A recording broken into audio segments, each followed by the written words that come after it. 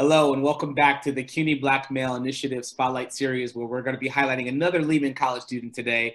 Lehman is just killing it out here. So Josue Valarezo, who's going to tell us a little bit about his story. He is part of the Urban Male Leadership Program, which is a CUNY BMI project at Lehman College, one of the 31 projects we have across the entire CUNY system.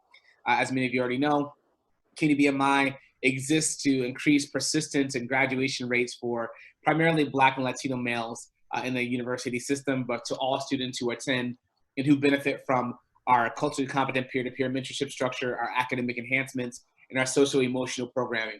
So we're excited to use this spotlight video as a chance to showcase some of the best and brightest talent from CUNY across the entire system and show how BMI has had an impact on their life and the decisions that they're making about their own academic future.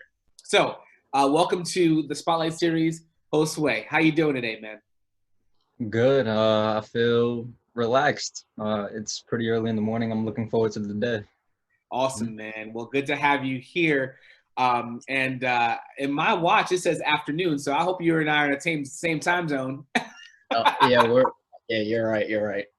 I forgot. But it's still the beginning of the day. I understand that, and especially as a college student, I remember the days when I wouldn't even wake up until afternoon. So, no judgment on my part for sure.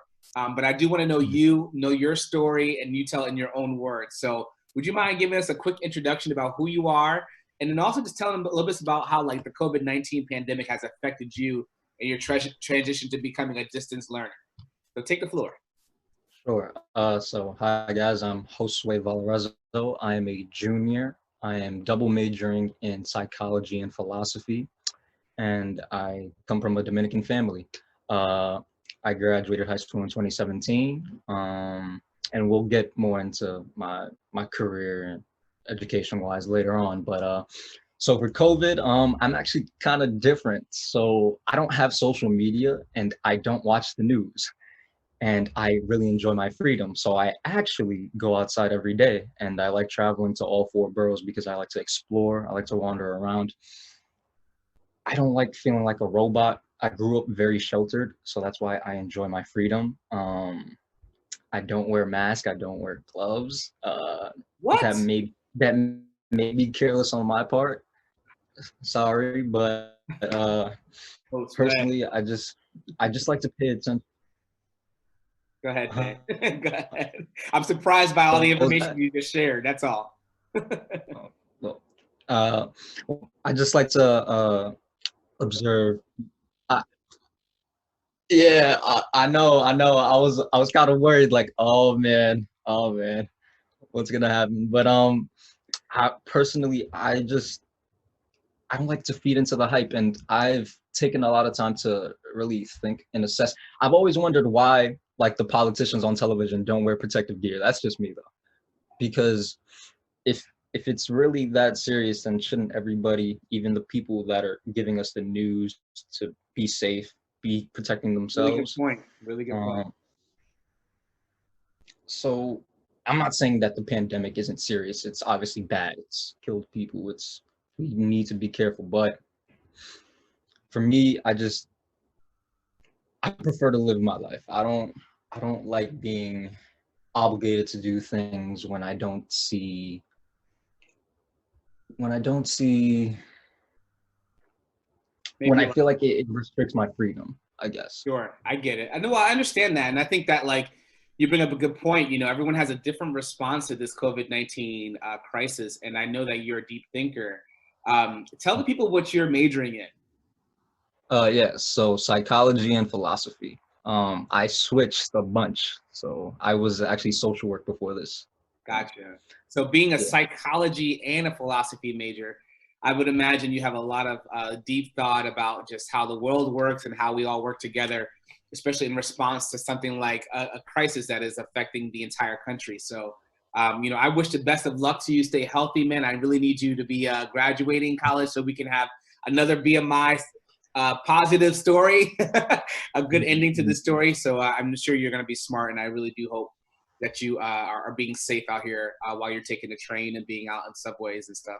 Mhm. One thing that's really been interesting to me that I've been learning from all the other participants in these conversations is just how they got to college. Like, what was your journey to get there?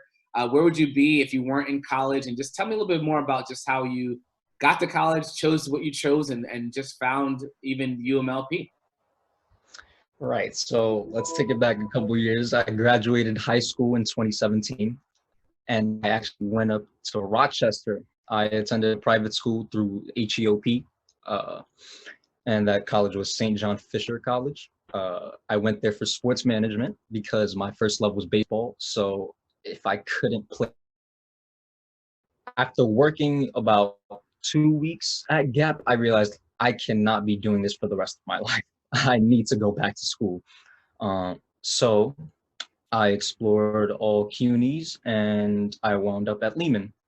So I returned to Lehman. I not returned. I settled for Lehman. I got admitted into Lehman for the fall 2018. When I got there, the only thing I did was go to class and go home. Go to class and go home. And I realized I was missing something. I was empty. I didn't know where to turn to. I didn't have anywhere to go. I just felt voided because there was no goal, no purpose in my life, no excitement. I needed to challenge myself. So I made it a mission spring 2019 to get more involved on campus. And luckily I found the Urban Male Leadership group. So that's when I met Mr. Dees, Michael Dees. Talked to him a bit. I'll talk to Gary Smalls. He was a program coordinator for a bit for UMLP, uh, and I really appreciated their support. It the thing I think freshman students uh, deal with their own. I think they can be their own worst enemy, and I think that applies for everybody. And it's a battle every day. I kind of like comparing life to war because it's it's just a different challenge every day, right? Yeah. So I didn't know what to do. I was kind of stuck in la la land. And once I got embraced by UMLP, I felt like, oh, okay, so I'm not alone in this. I've met other peers. I started interacting, and I'm pretty introverted. And I'd say, I'd say once I got to Lehman, I broke out my shell. I was open to showing my personality. I was just very closed off. I didn't. It was easy for me to be uh, vulnerable with my emotions, but it wasn't easy for me to take the step. It's it sounds so simple, but Yeah. I didn't realize how complex Josue, let's talk about some of the the complex. complexities around that. Let's talk about how, like, the challenges that you might have faced during that time. And I want to hear just a little bit more about just like some of those challenges. What sort of kept you from kind of engaging in those complexities and getting really engaged on campus? And what were some of the things that were barriers to your own academic success being a college student? I would say it boils down to fear. I can't say that it was somebody else that was oppressing me. I felt it was almost like as if I was oppressing myself. I when it came to homework, procrastination, I, I Yeah. just kept on making excuses, and I kept on feeling sorry for myself and throwing pity parties for yourself. There's no value in that. And I kept on complaining. I kept on searching for distractions, and my discipline just wasn't there. My focus just wasn't there. Yeah. And it takes a lot of soul searching for sure. What kind of helped you break through in those moments? What kind of like changed your perspective and got you to the point where you were able to add discipline and some of those like breakthrough moments for you? Well, it's trial and error. So I just got tired of just disappointing myself. And I saw I saw how others performed. I was really drawn to people with intense work ethics. So I'm inspired by Kobe and just people that just are driven, right?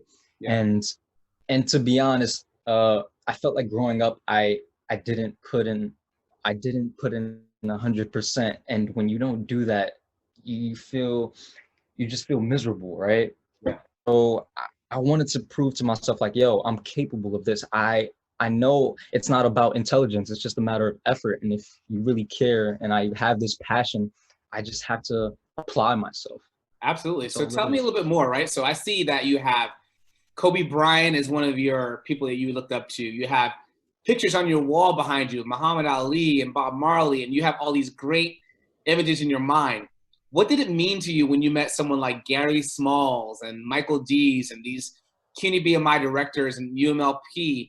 How did that inspire you and contribute to the ways that you found yourself adding some better academic resources to your life? Like how did you engage BMI to help you become the person that you wanted to be so that you could actually like be comfortable accomplishing your goals and being disciplined? How did UMLP play a role in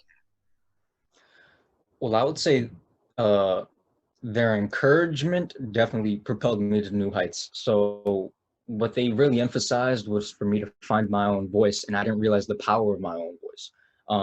So I had a lot of like great ideas inside, but I didn't flip the switch. I didn't turn on the light. And then once I got to urban male leadership, it was like I got exposed to this new world. It was like it's like being it's like being a caged bird and then somebody like opening that cage for you, right? Ah, So yeah, I yeah, that's exactly how it was.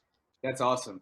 Hmm. Before we wrap up this conversation, it sounds to me like, you really took a lot of ownership of your own personal success and your own personal academic pathway. It sounds like you have a lot of role models that you look up to who are out there in the world and some people that you never even met, but they've inspired you.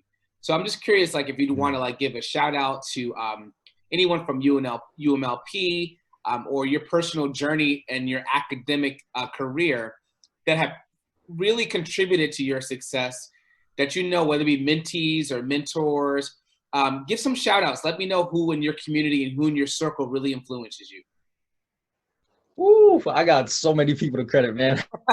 We only got a couple I feel minutes like I'd left. be doing I feel like I'd be doing a disservice leaving a couple people out, but I'll be quick. So I go Alade for it. McCann, Daoud Lee, John Paul, Gary Smalls, Dees. So all the staff at Urban Mill Leadership. Outside of that, my best friend Rico, he's definitely helped me a lot. Uh, the program coordinator for Peace Corps Prep at Lane College, Eunice Cuevas, she's definitely helped me a ton. I'm super grateful for her insights. Who else? I had this mentor back at my first college. His name was Kenneth. He definitely was he was tremendous, and I owe him a lot because I definitely wouldn't be here without his help today. So That's awesome, yeah. man. Well, Hmm. congratulations to you, Josue. I'm excited about your future. I feel like this is just the beginning, and having those psychology and philosophy, man. I'm really looking forward to you. Hopefully, taking it down the road and maybe becoming a professor or someone who's writing books and just helping us to think smarter about the world and to care about the environment around us and the people around us. At the end of the day, man, like relationships are what matter. And you mentioned all these people in your life who that have played a role in that. So I really hope that CUNY BMI and UMLP continues to play a positive role in your journey and development, and look forward to great things from you, bro. So thank you for joining me today. Yeah, absolutely. I'm super grateful for this opportunity. Thank you. All right, my pleasure. This has been another edition of Spotlight Video from the CUNY Black Male Initiative, and we will see you next time.